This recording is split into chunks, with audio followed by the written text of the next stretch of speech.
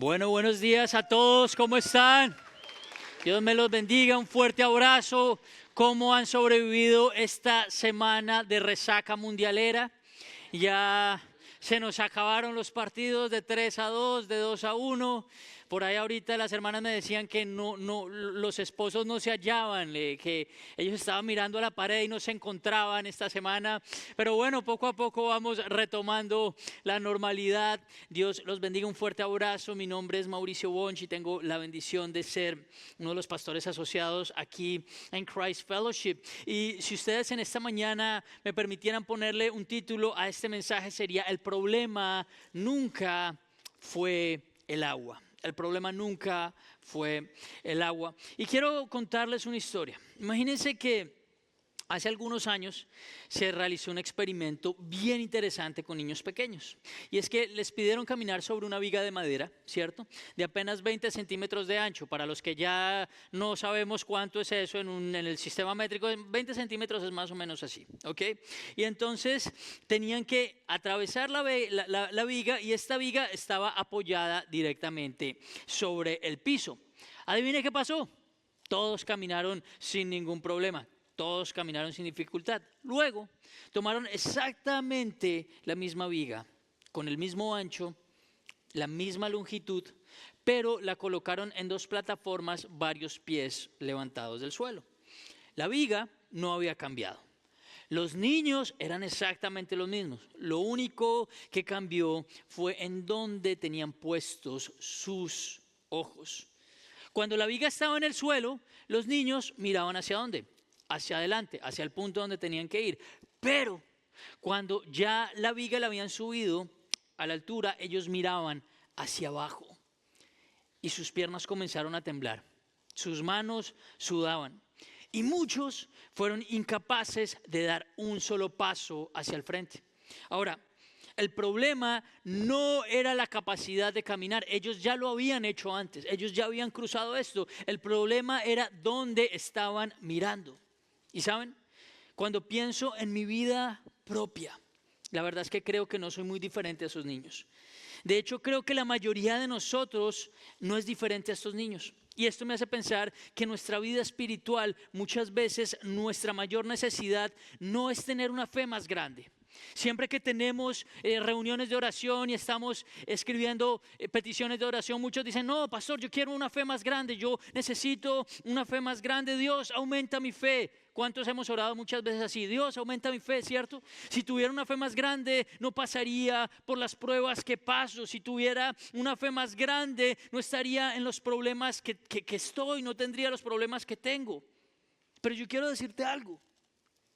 Y es que la Biblia no nos enseña esto. La pregunta no es solamente cuánta fe tenemos, sino en quién está puesta nuestra fe. Son dos preguntas completamente diferentes. Ahora, la pregunta que nos podemos hacer es: en un mundo como en el que vivimos, ¿en qué podemos poner nuestra fe si ya ni podemos creer en los videos que nos mandan porque todo es inteligencia artificial? Yo le digo: tía, los perros no tocan guitarra, los perros no tocan guitarra, ¿ok? Y si no podemos creer en los videos que nos mandan, ¿en qué podemos creer? ¿En qué podemos creer?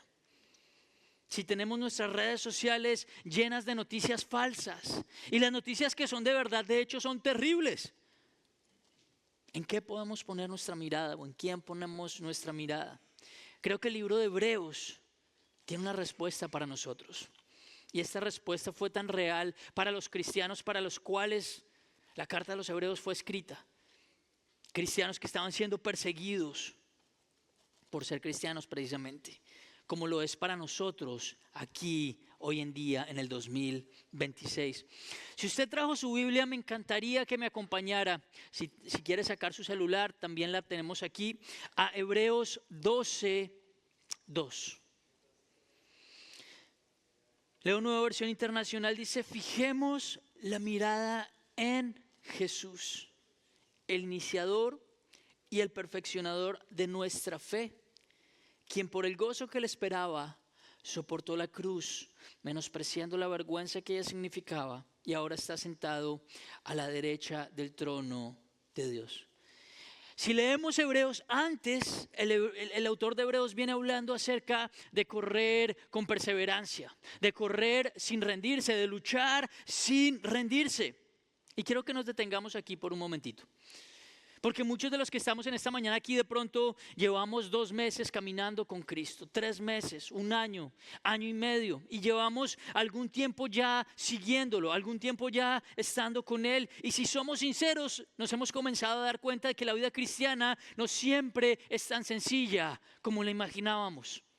Sí, de hecho somos sinceros, hay temporadas donde parece que todo fluye, ¿cierto? Las cosas están bien en la casa, las cosas están bien con mi esposa, estamos delgados, estamos bien, estamos todos tranquilos. Pero también hay momentos donde el viento sopla fuerte, donde las preguntas aumentan y sentimos que mantener la mirada puesta en Cristo cuesta. Mantener la mirada puesta en la cruz cuesta. Y entonces creo que es válido hacerse una pregunta bastante pragmática, bastante práctica. ¿Cómo se ve una vida que realmente mantiene la fe, la mirada fija en Jesús? Mi querido, mi querida, la vida normal no es lineal. ¿Cuántos quisiéramos que la vida fuera lineal? Sería una bendición, pero no lo es. La vida tiene altos y bajos. Y esto no es diferente a la vida cristiana. La vida cristiana no es lineal. La vida cristiana no es punto A, punto B, punto C, punto D. No es así. Y lo hermoso es que la Biblia no nos da solo un mandato. No nos dice, tienen que poner los ojos en Cristo, el que comenzó la fe en ustedes, y tienen que obedecer. No, de hecho es mucho más preciosa porque también nos da una imagen de cómo se vive ese mandato, de cómo se ve vivir ese mandato. Y esa imagen la encontramos en Mateo 14. Los discípulos acababan de vivir uno de los milagros más extraordinarios del ministerio de Jesús, la alimentación de los 5,000. La multitud estaba emocionada, todo parecía ir de maravilla, todo el mundo estaba contento, y luego Jesús hace algo inesperado, hace algo completamente inesperado. Dice Mateo 14, 22, enseguida Jesús hizo que los discípulos subieran a la barca y se adelantaran al otro lado mientras Él despedía a la multitud. Ok, vemos después de darle de comer a 5,000 personas. Yo no sé si a mí me emocionaría ver comida para 5,000 personas. O sea, a mí me emociona ver comida normalmente, pero ver comida para 5,000 personas, eso debe ser un espectáculo. O sea, debe ser una locura. Y entonces Jesús no lo siente, les dice, listo muchachos, ¿sí ven? Y no mantiene la expectativa arriba. No vemos que Jesús de hecho les dé muchas explicaciones. Los reúne y les dice, muchachos, crucen. Mateo 14, 22. Enseguida Jesús hizo que los discípulos subieran a la barca y se adelantaran al otro lado. Y esto me lleva a pensar en mi primer punto de esta mañana, y creo que es algo que el Señor ha estado hablando a nosotros, y es que la obediencia también puede llevarnos a las tormentas. La obediencia también puede llevarnos a las tormentas. Y es que aquí hay un detalle que muchas veces pasamos por alto. Venimos y estamos estudiando esta historia y estamos bien contentos de ver todo lo que el Señor hizo y la multiplicación y esto.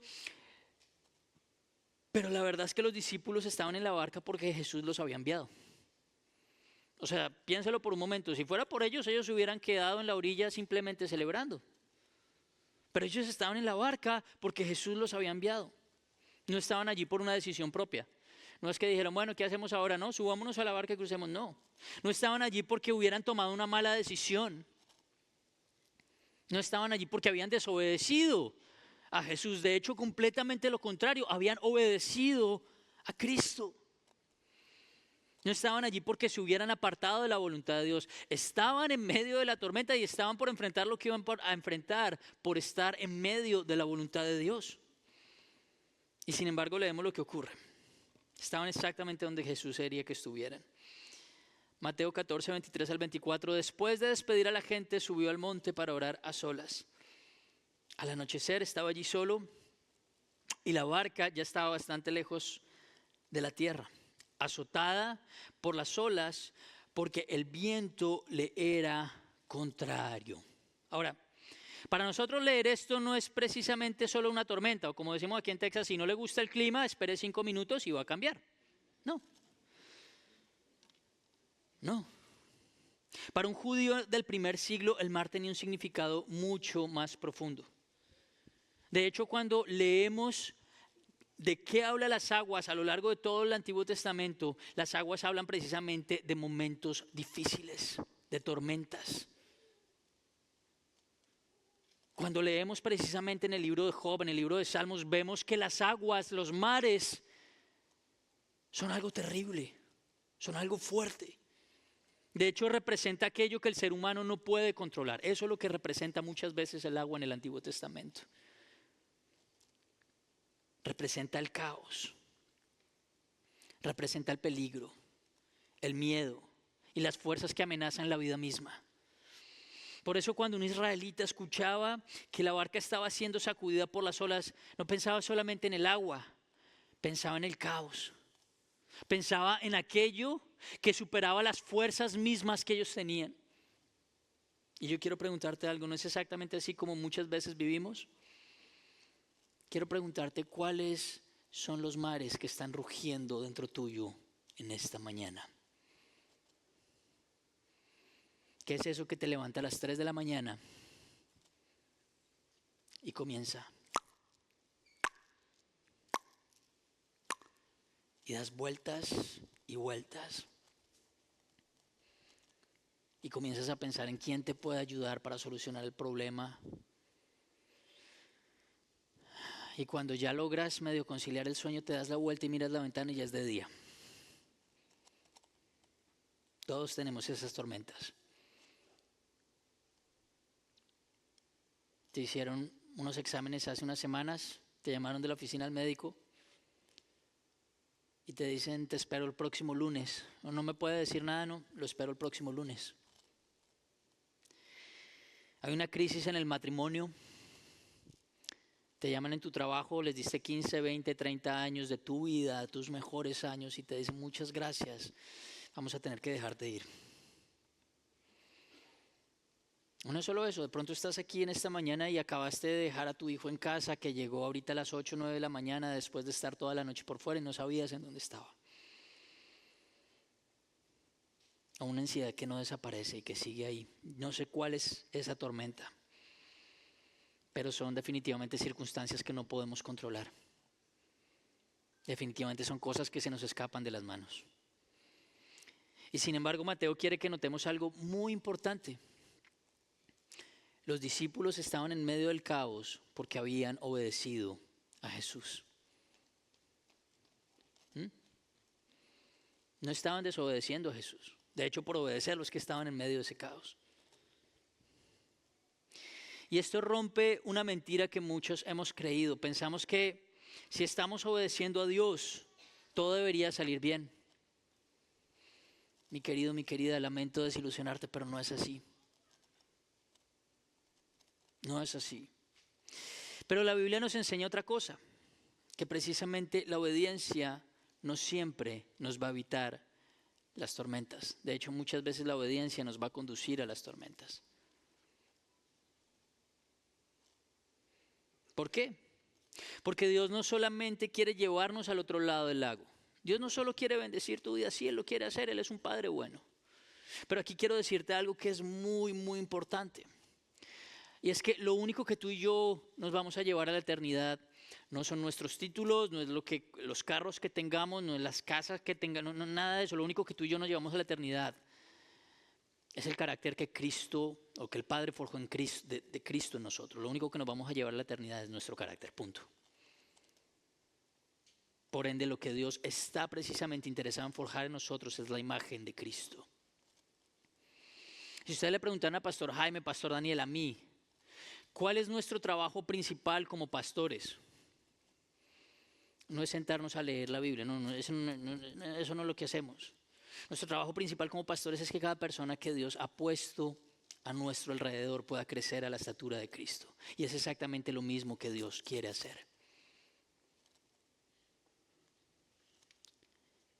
Y la verdad es que Dios quiere formar nuestra fe, quiere forjar el carácter de Cristo a medida que cruzamos el lago. Y creo que algunos de nosotros necesitamos escuchar eso esta mañana. Si hoy estás luchando, si hoy estás cansado, si el viento parece estar en tu contra, como se llama ese viento, eso no significa automáticamente que Dios te haya abandonado. Mi querido, mi querida, Dios no te ha abandonado. Puede significar que estás de hecho exactamente donde Él quiere que estés. Y quiero que pienses en que nunca interpretes que la presencia de una tormenta es la ausencia de Dios. La presencia de una tormenta no es la ausencia de Dios. El mismo Jesús que les dijo, suban a la barca, sabía que había una tormenta al otro lado del lago. La tormenta nunca tomó a Jesús por sorpresa. Y eso me lleva a entender que Jesús se acerca cuando parece ausente. Aquí están ellos después de varias horas remando, ¿cierto? Después de luchar contra el viento, después de hacer todo lo que estaba en sus fuerzas. Ahora piénselo por un momento. Muchos de los discípulos eran pescadores. Eran lobos de mar, los tipos sabían qué era lo que hacía. Ahora imagínese cómo era una tormenta para que asustara a un pescador. Imagínese cómo estaba el agua para que asustara a un pescador. Ahora Mateo después nos dice allí en el 14, 23 al 25, después de despedir a la gente, está hablando del Señor Jesús, subió a las colinas para orar. Mientras estaba allí solo, cayó la noche.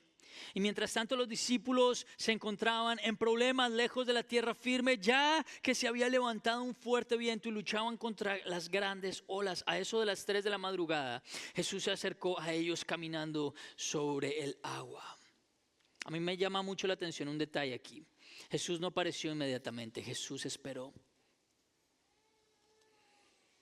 Pero los discípulos llevaban horas luchando. Y seguramente comenzaron a hacerse las mismas preguntas que nosotros muchas veces nos hacemos. ¿Dónde estás, Dios? ¿No sabes lo que estoy viviendo? ¿No sabes que estoy cansado? ¿No sabes que estoy cansada? ¿Alguna vez has orado así? Yo sé que los de la primera reunión sí, ustedes no, yo sé. Yo personalmente lo he hecho. Y creo que todos hemos estado allí. Hay temporadas donde Dios parece guardar silencio. Buscamos de Dios, ayunamos, volvemos a orar. Oramos. Pero pareciera que el cielo fuera de bronce. Pareciera que cuando oramos cada oración le pega al techo y vuelve a rebotar. Y esperamos y nada cambia. Pero yo quiero decirte que el silencio de Dios no significa su ausencia. Mientras los discípulos pensaban que estaban solos, Jesús venía hacia ellos de hecho, y no venía nadando, no venía luchando contra las olas, no, venía caminando sobre ellas.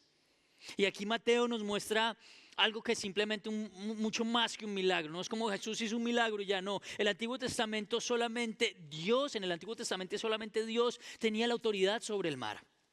¿Sí se acuerdan lo que les hablé ahorita acerca de lo que significaba el agua o los mares en el Antiguo Testamento? Lo vemos en Job, si quieren pueden anotarlo allí y en su casa leerlo esta tarde, Job 9:8. Él solo despliega los cielos y camina sobre la espalda del mar. Después también vemos en Salmos 107, 28 al 30. Pero en su angustia gritaron al Señor y Él los salvó de sus penurias e hizo que las tormentas amainaran, que enmudecieran las olas. Se alegraron al verlas en calma y Dios los condujo al puerto añorado. Si usted se da cuenta y a lo largo de todo el Antiguo Testamento se va a encontrar de que el único que podía tener poder sobre las aguas era Dios. Y Mateo aquí no nos presenta a Jesús haciendo algo aleatorio, no, está mostrando a Jesús haciendo algo que solo Jehová podía hacer y era tener control sobre las aguas. No solamente está mostrando el poder, está revelando quién era Él al caminar sobre las aguas. No solamente estaba narrando un milagro, estaba revelando su identidad. Jesús aquí estaba diciendo, aquello que ustedes no pueden controlar está debajo de mis pies. Y me encanta lo que sucede después. Los discípulos no lo reconocen. ¿Qué hacen los tipos? Gritan, ¡es un fantasma! Qué irónico. Estaban pidiendo que Jesús apareciera y cuando apareció, no, que era un fantasma. Estaban clamando porque Jesús apareciera y apareció y no, es un fantasma.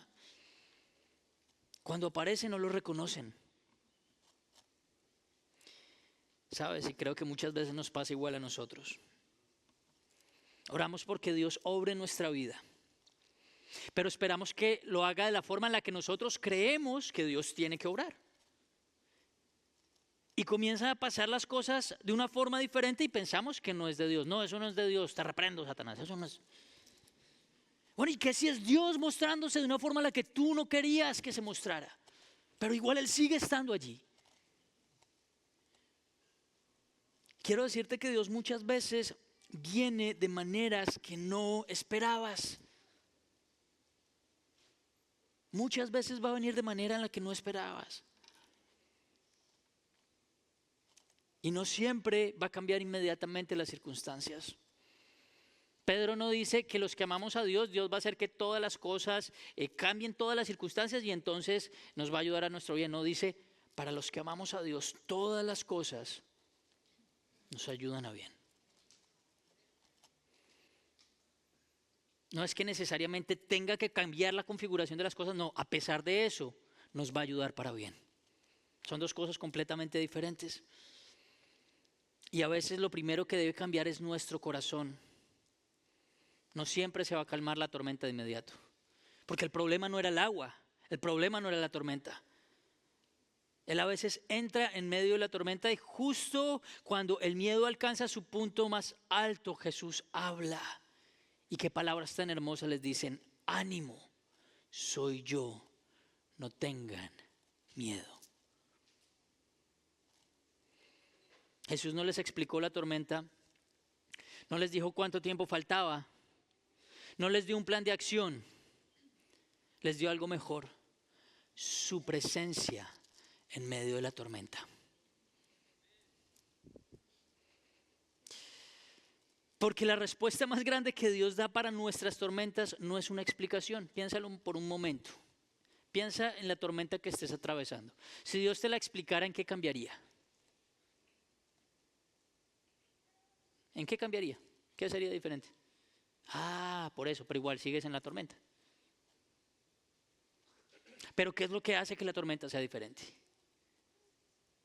Su presencia, lo que Él te da, como Él está. Cuando Él te dice, yo estoy aquí contigo. Tú entiendes de que más allá de lo que pase, va a estar bien, porque Él está ahí. Entonces, ¿qué prefieres? ¿La presencia de Dios en tu vida en medio de la tormenta o que te explique por qué estás pasando por lo que estás pasando? ¿Qué tiene más sentido? Porque al final del día, incluso después, vas a entender, al final del camino. Pero su presencia va a cambiar completamente la circunstancia dentro tuyo. Y la paz de Dios guardará vuestros corazones y vuestro entendimiento. Y tal vez hoy tú estás aquí en esta mañana y sientas que Dios está lejos. Tal vez estás remando y has estado remando durante mucho tiempo. Y te preguntas, ¿dónde está Dios? Y Mateo nos recuerda esta verdad, aunque no siempre puedas verlo, Jesús nunca ha dejado de estar cerca a ti. El profeta decía, viva Jehová en cuya presencia estoy. Eso quiere decir que la presencia de Dios es una constante. El problema no es que la presencia de Dios esté, el problema es que no somos conscientes de que Dios está. Son dos cosas completamente diferentes. Dios está. Es omnipresente, está en todo lado, omnisciente, lo sabe todo. Por eso es Dios. Ahora, Jesús no llega cuando pierde el control, no dice como, uy, no, llega en el momento perfecto. Y me gusta pensar que Dios es hispano. Pues Dios no llega tarde, pero tampoco llega temprano. Dios llega cuando tiene que llegar. Igual que nosotros no llegamos ni tarde ni temprano, nosotros llegamos cuando tenemos que llegar. Llega en el momento perfecto. Llega en el momento perfecto. Y llega caminando, y me parece espectacular, sobre aquello mismo que a ellos les producía miedo. Y me hace pensar de que lo que para nosotros es una tormenta, para Jesús es el camino por donde viene a tu encuentro.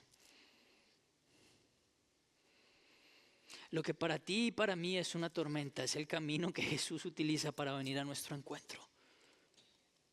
Y es allí donde nos va a encontrar. Mira algo bien espectacular que pasa aquí. Cuando Jesús dice yo soy, no es una forma de decir, oh muchachos, soy yo, tranquilos, todo bien. No, Él no les está diciendo eso. ¿Por qué? Porque es la misma expresión que aparece en la traducción griega del Antiguo Testamento de la Septuaginta, que es la traducción griega del Antiguo Testamento. Cuando Dios revela su nombre a Moisés, le dice Elohim.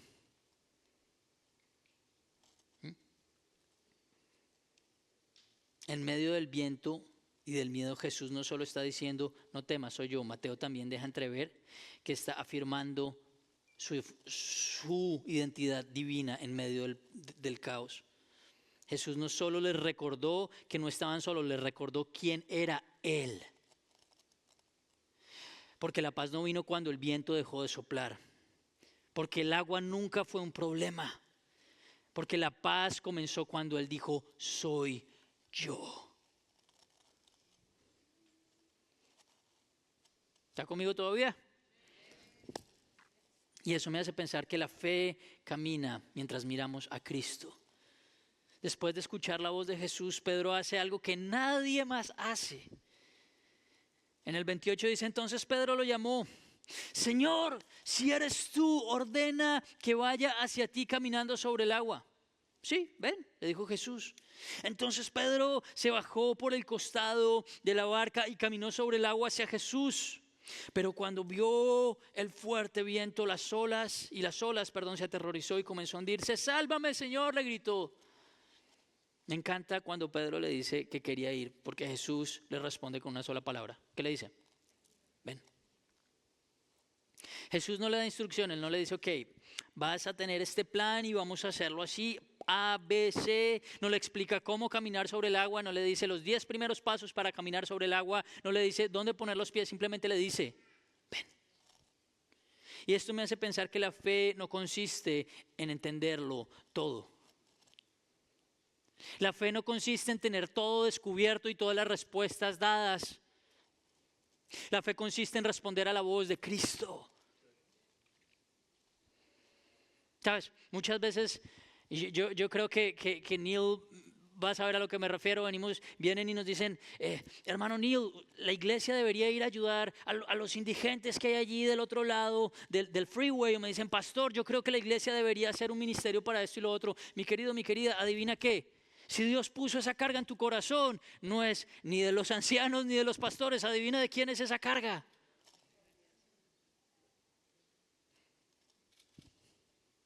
Ahora, obviamente, como iglesia vamos a ayudarte y vamos a estar ahí para que lleves a cabo esa carga. Pero la fe consiste en responder a la voz de Cristo. Y Pedro baja de la barca y por un momento hace algo que ninguno de nosotros hemos hecho. De hecho, Pedro es el único ser humano que le puede contar a sus nietos que se siente caminar sobre el agua. El tipo está caminando sobre el agua. Ahora, pensemos en esto. Pedro estaba haciendo algo que ninguno de nosotros podía hacer. ¿Por qué? No porque Pedro tuviera una fe extraordinaria. De hecho, más adelante vemos qué fue lo que pasó. Sino porque tenía sus ojos puestos en un Salvador extraordinario. Caminó porque su confianza estaba puesta, era en Cristo. Pero entonces Mateo nos dice algo bien interesante. Dice, pero al sentir el viento fuerte tuvo ¿qué? Miedo. Detengámonos ahí un momentico. ¿El viento cambió? El viento ha estado desde el principio. Aparecieron nuevas olas, las olas han estado desde el principio. ¿Qué fue lo único que cambió? La mirada de la dirección de Pedro. La dirección de la mirada hacia donde Pedro estaba mirando. Mientras miró a Jesús, Pedro caminó sin problema.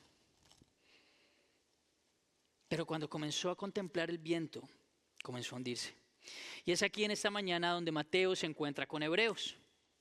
Hebreos dice, fijemos la mirada en Cristo. Mateo nos muestra por qué. Porque aquello que captura nuestra atención termina dirigiendo nuestros pasos. Lo que capta tu atención dirige tus pasos. La pregunta no es si estás mirando, la pregunta es qué está ocupando tu mirada. ¿Cuál es el primer pensamiento que ocupa tu mente apenas te levantas? Hay personas cuya mirada está puesta en las noticias y lo primero que hacemos por la mañana es abrir y vamos a ver la guerra, la gasolina, la inflación y no. Otros viven mirando el mercado. Subió el S&P 500, bajó el S&P 500. ¡Ay! Otros viven mirando el diagnóstico, no porque en el conteo de glóbulos blancos anterior había 3 glóbulos blancos menos y en este hay 4 glóbulos blancos más. Entonces, ChatGPT, ¿qué significa esto?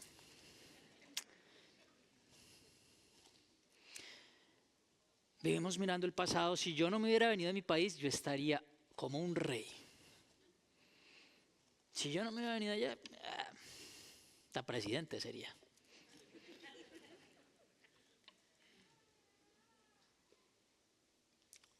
Vivimos mirando nuestros propios fracasos, congelados allí. Y poco a poco aquello que ocupa nuestra mirada comienza a dominar nuestro corazón. Pedro no comenzó a hundirse cuando el viento aumentó. El viento estaba soplando, había soplado desde el momento en el que él salió de la barca. Comenzó a hundirse cuando el viento se volvió más importante para él que la voz de Jesús. Y creo que eso también es lo que nos pasa o lo que me ha pasado a mí muchas veces. Muchas veces nuestra circunstancia empieza a hablarnos más fuerte de lo que las promesas de Dios han hablado a tu vida y escuchamos más al miedo que lo que Cristo dice en su palabra y creemos más en lo que dicen nuestras emociones que lo que Dios habla en su palabra sobre ti y entonces comenzamos a hundirnos. Pero aquí hay algo que me llena de esperanza. Mateo nunca dice que Pedro dejó de creer, dice que Pedro comenzó a hundirse. Hay una gran diferencia. La fe de Pedro era real, pero era imperfecta.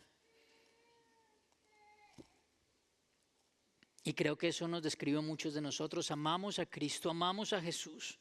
Queremos obedecerle, queremos vivir para Él. Pero hay momentos en los que el miedo vuelve a levantar su voz mucho más alta en nuestro corazón. Y entonces hacemos exactamente lo que hizo Pedro. Señor, sálvame. Y aquí encuentro uno de los versículos más hermosos del pasaje. Enseguida Jesús extendió su mano y lo sostuvo. No dice, después de hacerlo sufrir un rato. No dice, cuando Pedro aprendió la lección. ¿Qué hubiera hecho una mamá latina en el lugar de Jesús? Lo espera, déjelo que aprenda. Y después agarra y lo saca y lo siente y le dice, ¿y qué aprendió? No. ¿Sí vio? ¿Sí vio? No. Jesús no hizo eso. Gracias a Dios por las mamás hispanas, por eso es que somos lo que somos. Pero dice, enseguida, qué Salvador precioso tenemos tú y yo. Pedro bajó la mirada, pero Jesús nunca quitó la mirada de Pedro. Y tal vez hoy tú te sientes que te estás hundiendo. No necesariamente porque hayas dejado de amar a Cristo, lo sigues amando. Sigues amando a Dios. Sino porque el miedo ha ocupado el lugar donde estaba la fe antes en tu corazón. Y la invitación hoy es a que Jesús siga siendo en quien pongas tu mirada. Porque la fe nunca ha consistido con la fuerza en la que tú te aferras a Cristo. Consiste en la fuerza con la que Cristo se aferra a ti. Son dos cosas diferentes. No eres tú, no es tu fuerza, es Él en ti. Es Él en ti. Y me hace pensar que la fe no elimina las tormentas, nos enseña dónde mirar mientras las atravesamos. Lo que domina nuestra mirada va a dominar nuestro corazón. Pedro no se hundió porque el viento fuera demasiado fuerte, no. Se hundió porque dejó de mirar al único que era más grande que el viento. Ahora, ¿cómo se gana la carrera de la fe con la que comenzamos a hablar en Hebreos? La carrera de la fe no se gana mirando al camino, se gana mirando a Cristo. Y eso me lleva a pensar que Jesús sostiene aún la fe más débil.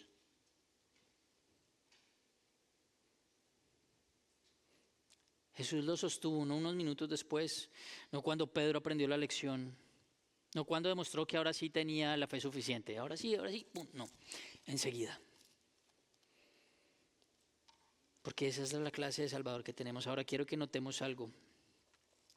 Durante años yo he escuchado cantidad de sermones sobre esta parte. Y todo el mundo le da palo a Pedro. Pedro falló, Pedro dudó, Pedro tuvo poca fe. Y todo esto de una u otra forma es cierta, pero yo creo que Mateo quiere que seamos un poquito más perspicaces.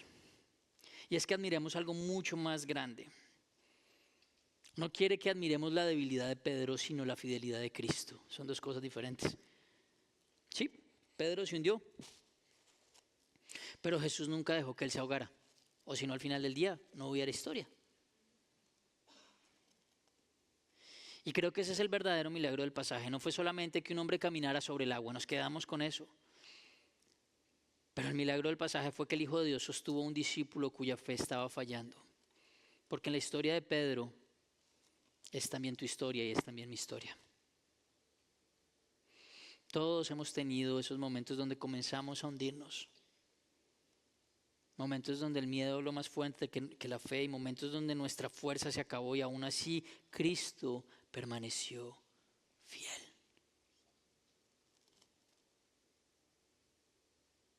Cristo permaneció fiel. Imagínate donde nuestra salvación dependiera de la firmeza de nuestra mano.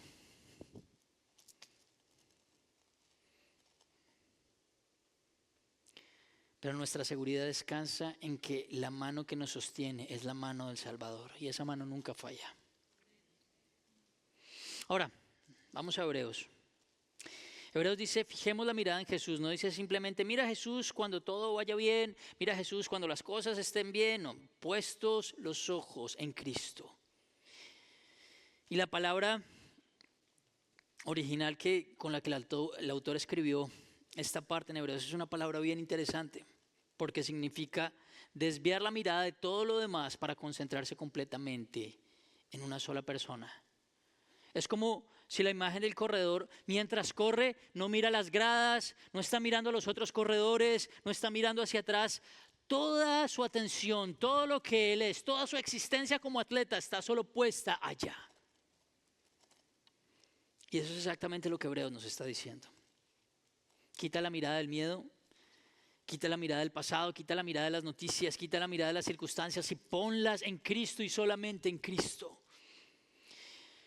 Luego en Hebreos nos dice el autor, en nuestra fe la palabra podría traducirse como puesto los ojos en el autor, en el pionero, en el capitán, en el fundador, en aquel que abrió el camino de nuestra fe. Quiero decirte algo, y es que Jesús nunca nos va a pedir caminar por un lugar donde Él no haya caminado antes. Él ya recorrió ese camino, Él ya venció, Él ya abrió la senda. Pero el texto no termina ahí. También dice que Él es el perfeccionador de nuestra fe. El que lleva algo hasta completarlo. Esta es la palabra. ¿Qué descanso produce eso para mí personalmente? Porque significa que la fe no solamente comenzó en Cristo, la fe continúa en Cristo y la fe termina gracias a Cristo. Aquel que comenzó la buena obra en ustedes la perfeccionará hasta el día de Jesucristo. La fe continúa por Cristo. Tu fe no continúa por ti. No continúa por tus esfuerzos. Y la fe termina la obra gracias a Cristo. Él inicia la obra, Él sostiene la obra y Él termina la obra. Si Él comenzó contigo, mi querido, mi querida, Él no va a terminar o Él no te va a dejar hasta que termine su obra en ti. Quiero regalarte la verdad central y si no me has puesto cuidado en los últimos 35 minutos, ponme cuidado en estos segundos, ¿ok? La perseverancia del creyente no descansa en la fortaleza de su fe, sino en la supremacía de Cristo, quien reina sobre el caos y sostiene a los suyos y los conduce hasta el final. ¿Qué quiere decir esto? La fe no se define por el tamaño de la tormenta, sino ni por la fuerza de nosotros como creyentes. Se define por la grandeza de Cristo, quien permanece soberano sobre el caos y es fiel para sostener a los que mantiene en Él su mirada. Quiero terminar volviendo a la ilustración. Yo sé que cuando un pastor dice que va a terminar todavía le faltan 45 minutos de mensaje, pero a mí me queda como media hora nomás, tranquilo. ¿Recuerdan los niños de la viga del principio? La viga nunca cambió. Lo único que cambió fue donde pusieron sus ojos. Y creo que esa es la pregunta que el Señor nos está haciendo en esta mañana. ¿Dónde está puesta nuestra mirada? Sé que estamos corticos de tiempo, pero quiero contarles una historia más. ¿Me dan permiso? ¿Sí? Imagínense que en 1873, Horacio Spafford, un abogado cristiano de la ciudad de Chicago, había perdido gran parte de su fortuna en el gran incendio de Chicago en ese año. Poco tiempo después envió a su esposa y a sus 4 hijas en barco hacia Europa. Dijo, ¿sabes qué? Necesitamos una nueva vida, necesitamos comenzar de cero. Váyanse ustedes adelante y yo voy después. Y mientras él las iba a alcanzar después, ellas iban viajando y durante la travesía iban atravesando el Atlántico precisamente. Iban en el barco SS, y perdón mi francés, Ville du Havre, no sé cómo se diga, digamos que se dice así, chocó con otra embarcación y se hundió después de unos minutos. Murieron alrededor de 200 personas. Las 4 hijas de Spafford fallecieron también con esas 200 personas. Días después él recibió un telegrama de su esposa. Acuérdese que en esa época eran telegramas. Con 2 palabras, saved alone. Eso quiere decir salvada sola. Tiempo después, él viajó para reunirse con ella. Y el capitán del barco en el que él viajaba le indicó el lugar aproximado donde habían muerto sus hijas. Y fue allí en el océano donde Horacio escribió las palabras de este himno precioso. Dice, cuando la paz como un río, o como las penas como las olas del mar, se levantan. Luego escribió la frase que le ha dado paz y esperanza a millones. It is well with my soul. Está bien con mi alma. No porque el mar estuviera tranquilo necesariamente, sino porque Cristo seguía siendo el mismo a pesar de las circunstancias. Horacio no escribió ese himno porque entendía todo lo que Dios estaba haciendo necesariamente. Lo escribió porque aunque no entendía las olas, conocía al Señor del mar.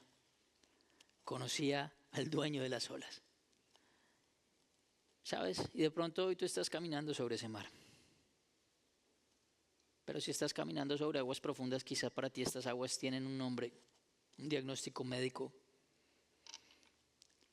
una crisis matrimonial, un hijo que se ha alejado del Señor, la incertidumbre económica, una decisión que tienes que tomar y no sabes cómo. Y has esperado y sabes que la tienes que tomar, pero no sabes cómo tomarla. La tormenta es diferente para ti y para mí. Son tormentas diferentes. Pero la invitación de Jesús sigue siendo exactamente la misma. Él te dice en esta mañana, ánimo, soy yo, no tengas miedo. La pregunta no es si el viento va a dejar de soplar, porque probablemente va a seguir soplando por un tiempo. La pregunta es dónde estarán puestos nuestros ojos mientras el viento siga soplando. Porque una persona que fija su mirada en Cristo puede atravesar la tormenta con paz. No porque la tormenta haya desaparecido necesariamente, sino porque sabe que el Señor de la tormenta camina sobre ella. Y esa es la esperanza del Evangelio. Esa es la esperanza preciosa que nos da el Evangelio. No que nunca enfrentemos tormentas, sino que nunca las enfrentamos solos. Es el mismo que prometió llevarla hasta el final, ahora que comenzó en nosotros. Al final el problema nunca fue el tamaño de la tormenta. El problema nunca fue el agua. Nunca fue la fuerza del viento, nunca fue la profundidad del agua. El verdadero asunto siempre fue el mismo, donde está puesta tu mirada. Porque cuando nuestros ojos permanecen en Cristo, descubrimos que aquel que nos llamó también es aquel que nos va a sostener hasta el final. Yo quisiera pedirte un gran favor, y es que allí donde tú estás puedas cerrar tus ojos e inclinar tu rostro. Padre, gracias. Gracias por tu gracia, porque esa gracia es la que nos permite seguir volviendo a ti a pesar de nosotros. Y quisiera pedirte un favor en esta mañana, que pudieras ponerte sobre tus pies mientras Pastor Caleb y mis hermanos de la alabanza nos dirigen en esta alabanza. Quiero que conectes tu corazón con tu boca. Es la distancia más larga del mundo. Y quiero que, sin importar por la tormenta que estés pasando en esta mañana, puedas decirle a Dios: tú sigues siendo fiel.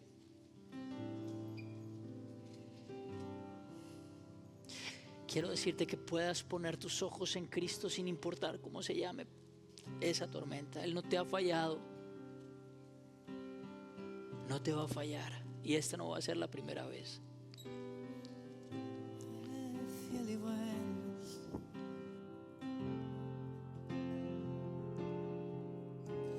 Si lo pierdo todo, pero tengo a Cristo, yo sé que tengo todo lo que necesito. Si lo pierdo todo, pero tengo a Cristo, yo sé que tengo todo lo que necesito. Si lo pierdo todo, pero tengo a Cristo, yo sé que tengo todo lo que necesito. Y eres mi tesoro, mi mejor amigo. Yo sé que tengo todo si tú estás conmigo. Eres fiel, fiel hasta el final. Nunca fallará en la tempestad. Sé que sigues siendo rey, y por la eternidad tú nunca cambiarás. Puedo descansar de que sigues siendo fiel.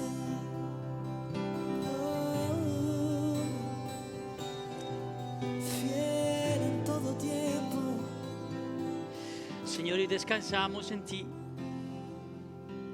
Hoy ponemos todo lo que somos delante tuyo, Señor.